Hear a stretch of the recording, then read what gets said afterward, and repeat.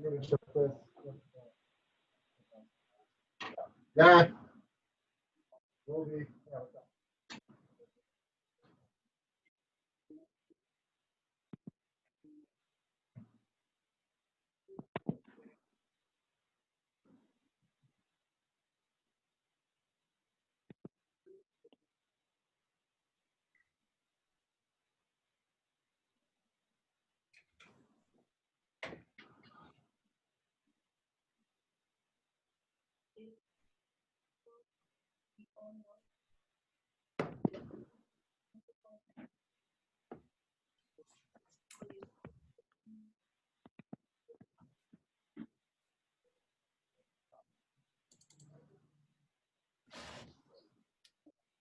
Yeah, the city will play it, but they'll keep the money.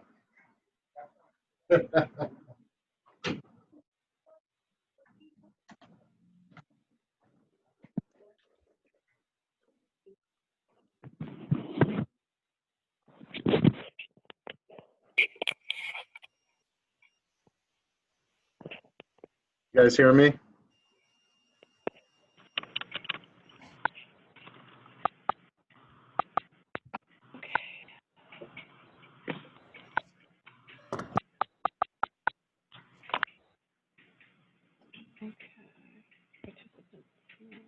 Hey, John, can you hear me?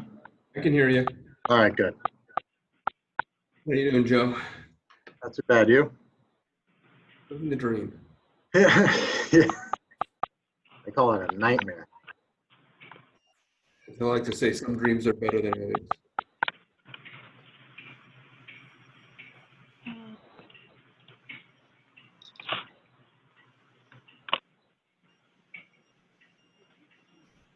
Ed, how are you doing?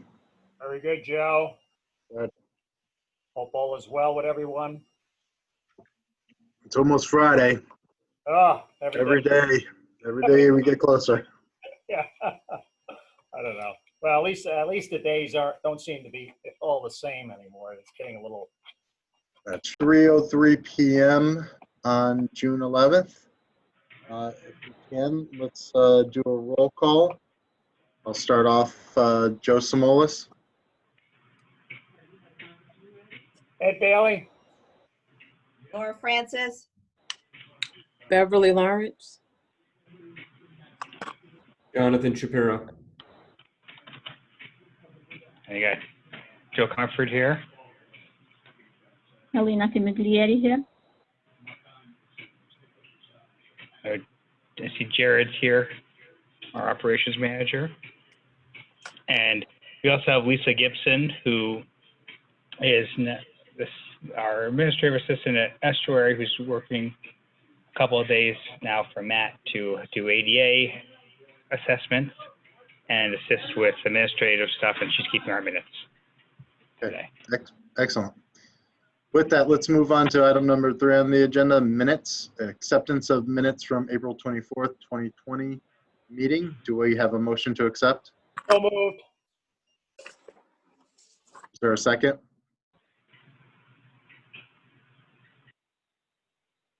I'll second it if I can, just to move it forward. Any discussion on the minutes? All those in favor signify by saying aye. Aye. Aye. Aye. I think I need to abstain, right? I wasn't there. Yeah, if you want, you can. Yeah. Okay. Moving on to item number 4, reports. 4A, administrators report.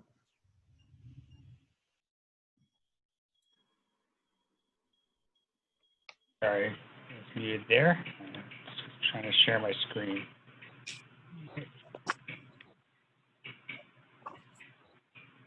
All right, where is it? All right. There we go. Oh. All right, sorry, it's acting up on me.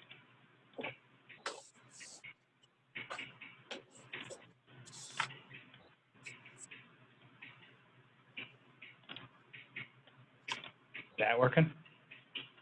Yes. Okay, sorry. So we submitted the $6.2 million CARES Act funding. That's our first allocation.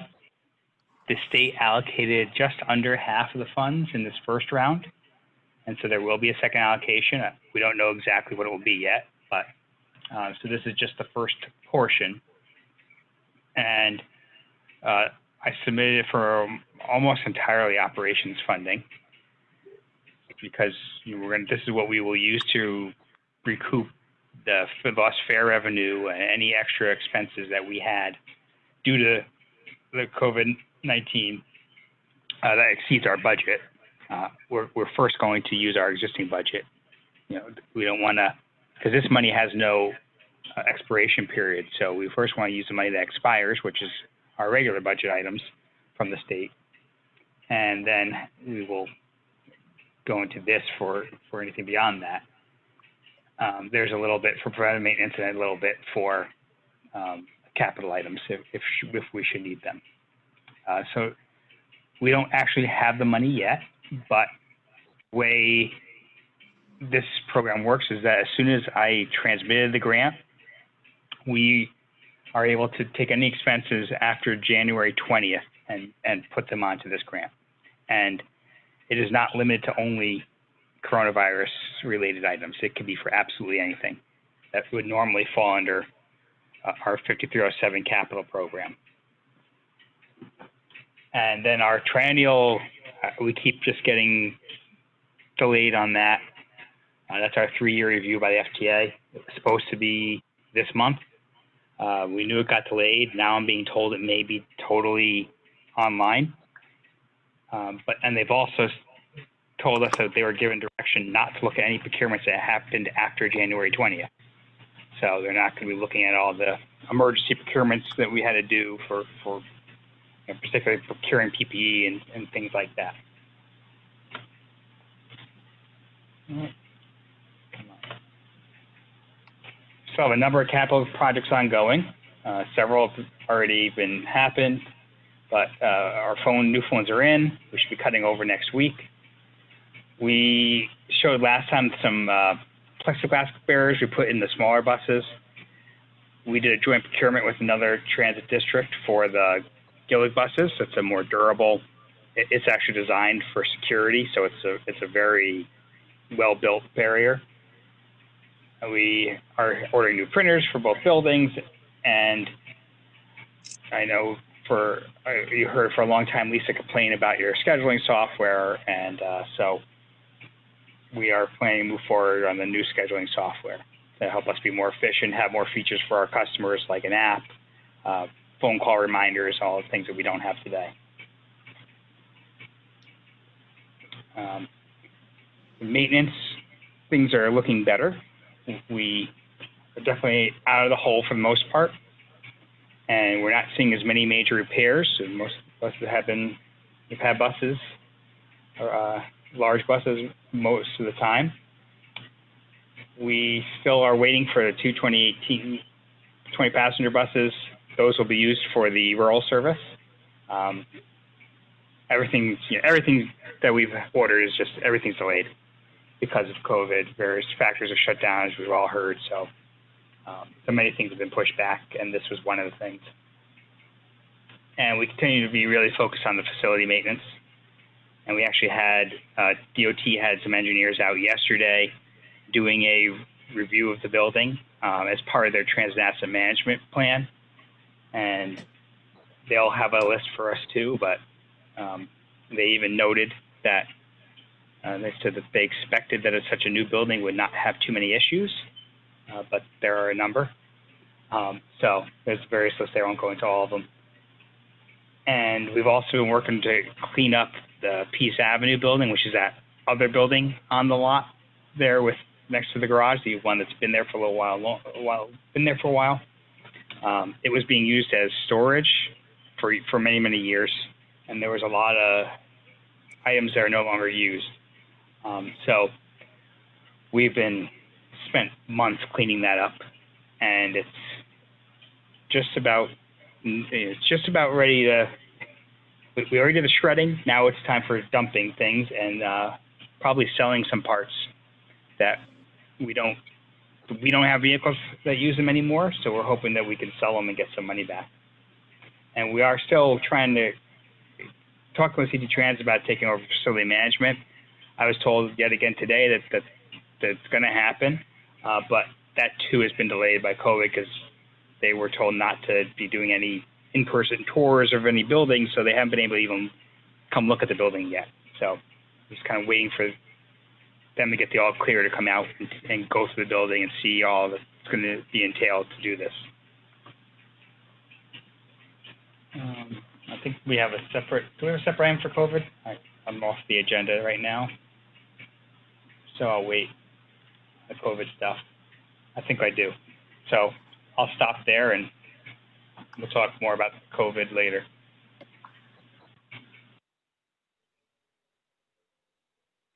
You're muted, Joe. Sorry, any questions regarding the report? Okay, let's move on to the next item on the agenda, please. Operations report. Yeah, so basically what I have is the ridership numbers for April. We were at fixed route 11,543, 215 dial ride and ADA rides. And in May, we were 11,928 fixed and 298 ADA dial ride rides. In June, looks like it's trending that the ridership is going up even more so far. Okay, any questions regarding the report? So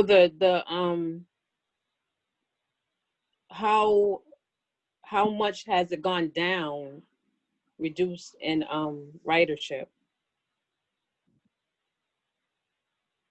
We'd have to look at the numbers from these months from last year, but I would think that, you know, it's down probably a few thousand for ADA is definitely down by a few hundred, and I would say that the fixed route's down by at least 5,000-6,000. Some months we hit 17,000, 18,000 on past months without this pandemic. Mm-hmm. So is there a way to get that information for next meeting? Yeah, I could tell you it's about, at the worst point, we were down about 50% on fixed route. And the past few week or so, it's been closer to, we're back up to about 70 to 75% of our normal ridership.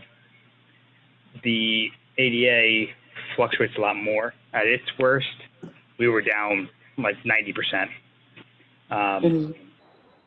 And you could see some of the days here we're still probably around 80%. But the past few, again, this month's been better, and some days we're still down about 80, but then some days we're at better than half. So right now it's fluctuating a lot in ADA. You know, one day is very few people, the next day can be up in the 20s. Mm-hmm. And still, can we have that comparison from last year to this year? We could email it out. Okay. Yeah, we didn't put it together because it really has been a thing that's changing every single day. And so we just didn't put together a month-to-month comparison because it's just been so, you know, very day-to-day, but we could certainly do that. Okay. Beverly, anything else you wanted to ask regarding the operations report? Is the so the terminal is still closed? Yes, the terminal is still closed.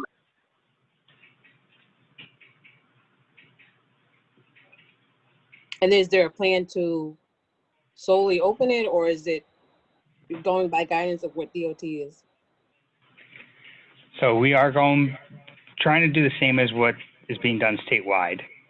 And right now, no one is opening terminals, and they're they weren't even talking about it. I've been asking what the plan is there, and they hadn't really come up with much yet. So yeah, right now, there's not a whole lot of discussion about when they're going to open. So a lot is going to depend on when we start collecting fares again. Okay. You know, it's summertime right now. Nobody's really complaining about being outside. So, I mean, that's working to our benefit. But of course, once there's fares again, people are going to want to be able to come in and buy tickets. Tickets, yeah. So that's going to be the real driver of when we have to open, either that or cold weather. So, I mean, I think our concern is that as soon as we open it, we're going to have lots of problems inside trying to keep people socially distant. Mm-hmm. Particularly people who are not users of our system and just, you know, don't have anywhere else to go because so many other things are closed and not allowing them to hang out there. Yeah. They're going to come to us to hang out. Yeah. So that's our real concern is we know that what's going to happen as soon as it opens is it's going to be a hangout area. The outside already is. So we know the inside will be. Yeah. So we're not rushing to bring it back, like I said, until we're nearing bad weather again or fares come back to fares.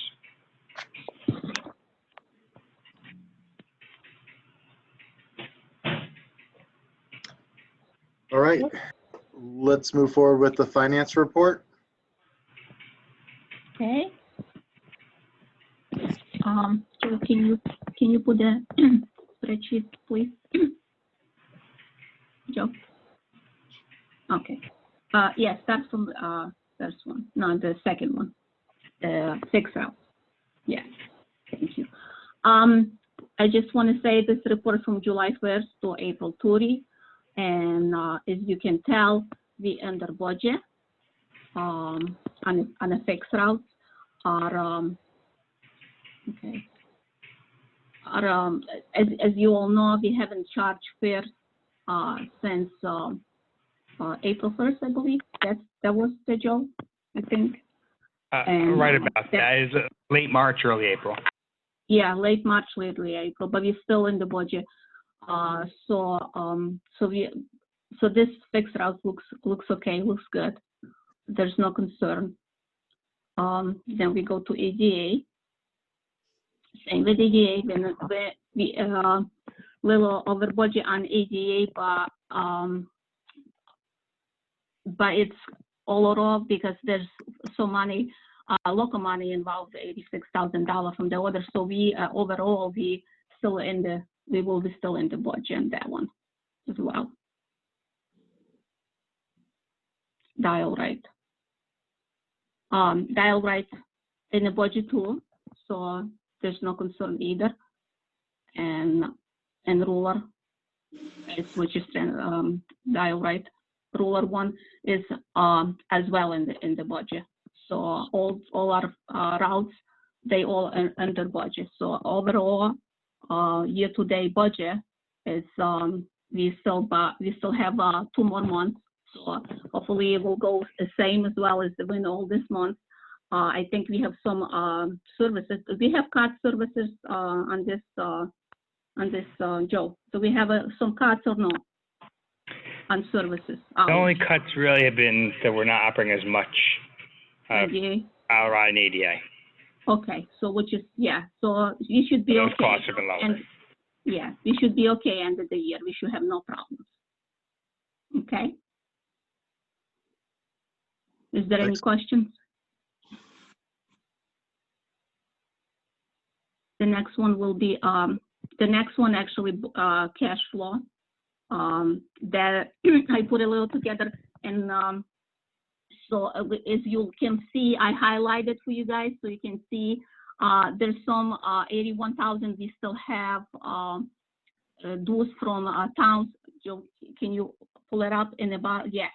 Here's the town we still have for fourth quarter. Middletown, Portland, and East Hampton hasn't paid us yet. So that 81,000 would help us very much because, as you can see, cash flow in the beginning of the period was 142,000, and cash flow end the period of June will be 85, which is if that includes $81,000 from those dues. If that's not there, if they haven't paid us, then we definitely have to go and borrow it. We got to borrow from line of credit. I assume you've requested the fourth quarter installment from Middletown? Correct. Yes. Okay. If you can do something for us, we will appreciate that. All right. I guess while I've been calling and communicate with somebody that I think they haven't responded back. Okay. So Let me that, do it right yeah, now. that would be great. So as you can see from this cash flow, we rely on town dues. It's when you look at the town dues in the June, 180,000. If we can bill towns and they can pay us in the June, we will have no issue in cash flow.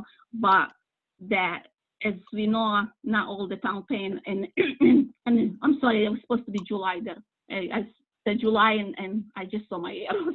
That has to be July, and then next one will be August. Yeah, thank you, Joe. And so we will have no issue. So that's why it's so important for board members and talk to their finance people in their town. As long as their budget pass and they approve our town dues, make sure they pay us on time and even in beginning in July, so the cash flow will be positive. And so also we will also build DOT in the beginning. In July, we can build them quarterly for 3 months. And as we know, they not always pay us quick. If they pay us in August, first the installments, first quarterly, then we should have no problem. But as you can tell, it's kind of will be tight on our cash flow. And I just want to let you know, so if you go and borrow it, you will know why. Okay. So. All right. We have it all. Yeah, we have it like what we have, Joe, 300,000 line of credit, or 350.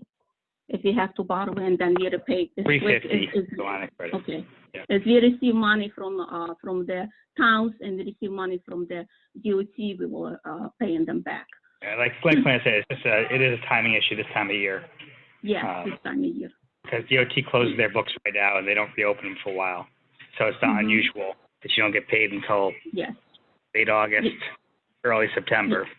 We have the same in estuary. We asking town to pay us quick, so we don't have to have a cash flow. Okay, thank you. Thank you. All right, moving on to item number 5 on the agenda, new business, 5A, 5311, authorizing resolution. Joe, do you want to explain it? Yes. So this is a requirement. So right now we're in the middle of applying for our rural grant. We do that every about 4 years. This last one's a little bit longer, but part of that application requires that we do this resolution that allows us to enter into the agreement with CONDOT and sign the paperwork. So this resolution came from their application. This is straight from them. All right, so we need a motion to authorize the signing of the resolution and sending. Okay. Second, Second. any discussion? All those in favor, please signify by saying aye. Aye. Any objections? Any abstentions? Matter passes unanimously. All right. Moving on to item 5B, authorization to publish proposed fiscal year 2021 budget.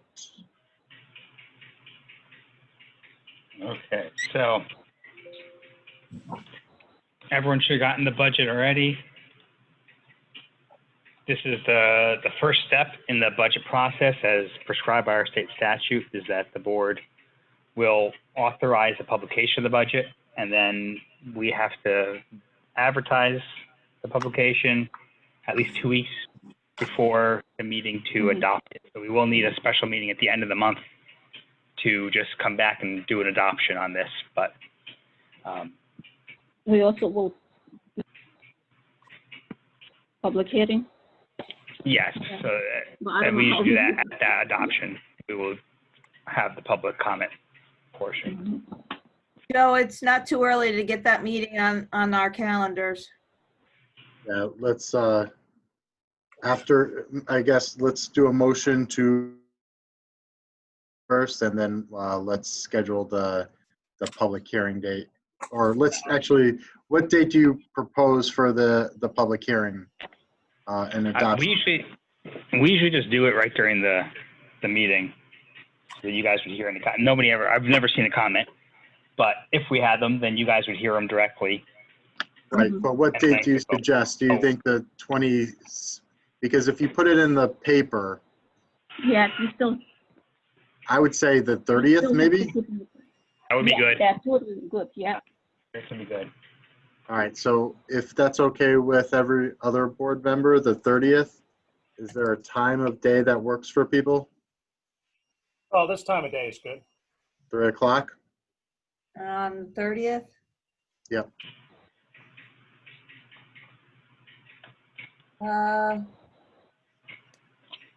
Sure. Believe it or not, I have a virtual conference. I don't know what that's going to mean yet. It should be quick. This should be Yeah, we should be relative. really quick. But it's Yeah, that, so 3 5 minutes. o'clock on the 30th. Correct. All Okay, right, so 3 o'clock. special meeting to adopt budget. All right, so can I now have a motion to authorize the publication of the proposed fiscal year 2021 budget and scheduled public hearing for June 30th at 3 p.m. So moved. Second. Any discussion? All those in favor signify by saying aye. Aye. All right. Any opposed? Any abstentions? Matter passes. Thank you. All right, moving on to item 6A, regional bus study under old business. You want to give a quick update? Yeah. So not too much has happened since the last meeting, but what I was told today is that the final report should be out tomorrow on the bus study side. There has been stuff happening in terms of starting to move the next steps, and the estuary board had kind of come up with some items that they'd like to see DOT commit to, and Joe and I had some discussion about what items Middletown might want to see. So we have a few things there. I don't know if anybody else on the board has any suggestions. I mean, obviously the number one thing is forgiving our $900,000 in receivables.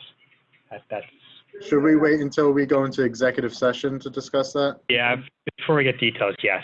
One question I think we can ask, and this would be a Jonathan question. It was something came up just a little while ago.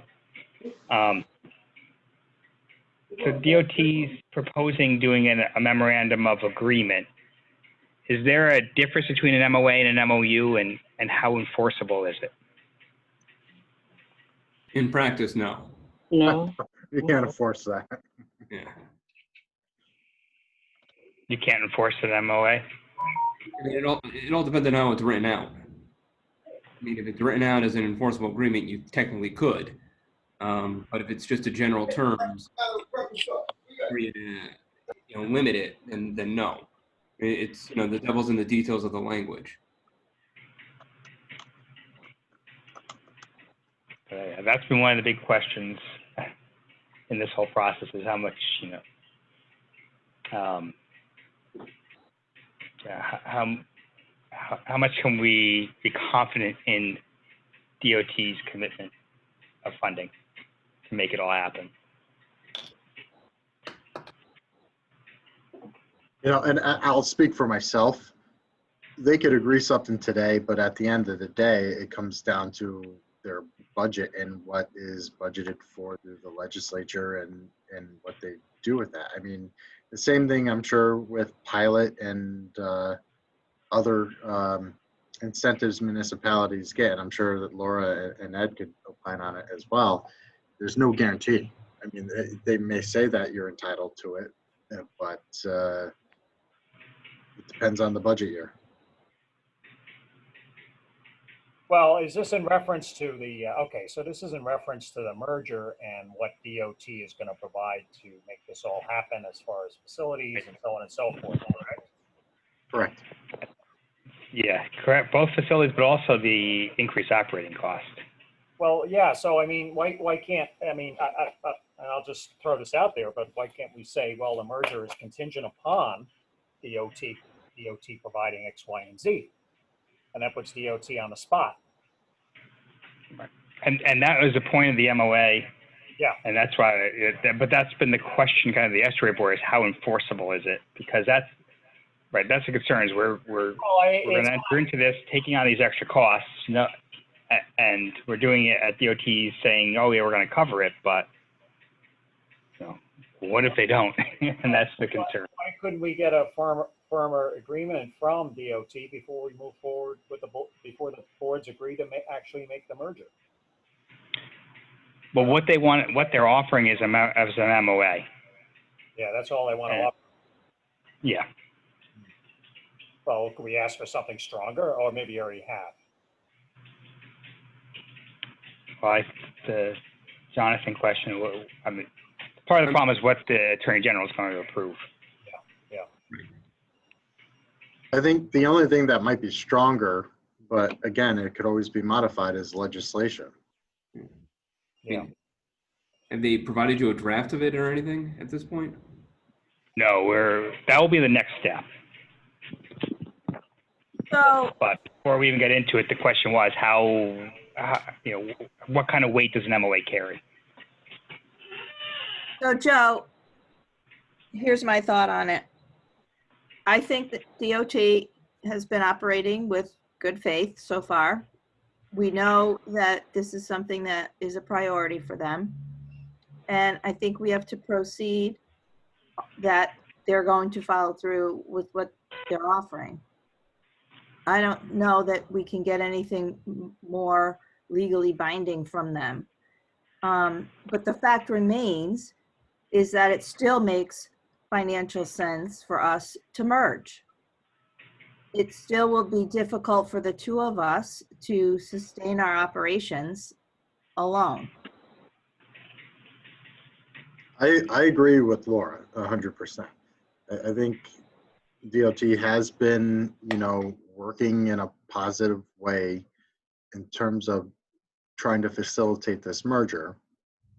But at the end of the day, even if DOT agrees to some of the conditions that have been put forth, there's no guarantee what the financial situation of the state's going to be in 3 years. So but that being said, going back to what Laura said, it makes financial sense for our districts to combine regardless, even in that scenario. So, I think we move forward with the MOA and, try to work with them in our legislative delegations to make sure that it continues. Well, And so, we'll have to go see ahead. what it looks like, and maybe we can, at least get the strongest language we can get in there as possible. That reinforces what DOT is offering, and then we could always, that would give us more leverage if we had to go to the legislature and say, hey, look, these are the promises from DOT, and they're not fulfilling them. Right. So, and Estuary has created a committee to work on the MOA. And just today they asked if you guys, they thought it would make sense and wanted to ask you guys, and I didn't get to talk to you yet, Joe, because it just happened, like literally a little while ago, to appoint some members from the MAP board and have a joint committee working on this. Well, I thought that's what the disposition of the last joint meeting was, so it's. It was discussed, and now they formally have told me to ask you. Okay. honestly, we're a small board. I'm fine with having a couple of us. If you know, I think maybe what I would say, let's talk about it under 7A. Okay. And see who's willing to maybe sit on that committee. Do we need a formal vote to create a subcommittee? Maybe for Jonathan? You can just create, It's a working group, really. I mean, they don't have the authority to do anything, so. they're acting at the leisure of the board, so. Okay. So why don't we do that under 7A then? Okay. All right. Okay. Anything Then else? We'll save any other discussion. Yeah, for 7A. Anything else for the regional bus study that you wanted to bring up now? Nope, we'll save the rest for 7A. Okay. All right. Moving on to 6B, COVID-19 discussion. Okay. So, kind of, where we went to a little bit. So a lot of stuff just continuing, a lot of stuff cleaning. We have had an easier time getting PPE, so that's gotten a lot better since our last meeting. As I said earlier, no date yet for return to fare collection, still doing rear boarding. We've gotten these barriers on 13 vehicles, the smaller vehicles and the oldest of the large vehicles, since they will be retired fairly soon. We've been putting up, we got all these new stickers in that are on the buses with various instructions. And we have put things on every other seat, not that it's something we're enforcing, but just trying to help people social distance on the bus. We're trying to maintain capacity at 50%. It's not a hard number, but it's what we're trying for. And the last few barriers, so there's 7 large buses that don't have barriers, and as I said earlier, those should be installed fairly soon. Of course, everything's on back order, but we want something heavier duty than just the plastic, because they have to last us, 8 years or so. So we want to make sure we have something really sturdy. But otherwise, everything's kind of fallen into our new normal. And, we're planning to give out some masks down at the terminal probably next week.